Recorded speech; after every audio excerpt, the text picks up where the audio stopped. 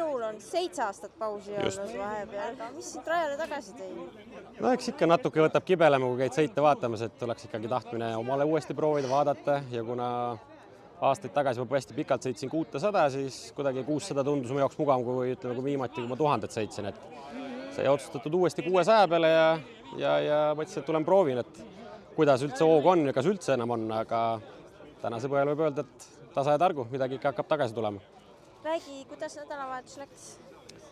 Üldjoontes võib nädalavahetusega selles mõttes rahule jääda, et algas, ütleme, rahulikult, ringeajad olid kõrged, ei osanud mingeid ootusi panna, ega ei pannud ka tegelikult kuni täna hommikuni mingit ootust. Aga kui vaatasin ringeaegasid, vaatasin, et hakkab paremini ja sõit läheb nagu mugavamaks, siis mõtlesin, miks ka mitte, anname endast parima, vaatame, mis tuleb. Kuidas võidusõit läks?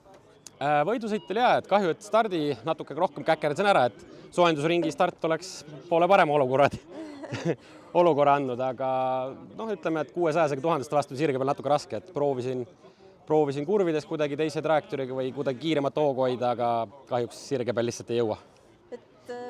Siin Udu ütles, et tema ei teadnud, et sa selja taga oled, et äkki oleks ikka kuidagi välja meelitanud selle möödasõidu. Otsisin paremates kurvides ja otsisin esimeses tagasipöördes, otsisin niisugust sobivat kohta, aga ei ole veel päris selles konditsioonis, et on vaja veel natuke närvi treenida. Igal juhul aitäh ägeda sõidu eest ja kohtume järgmistel. Aitäh teile!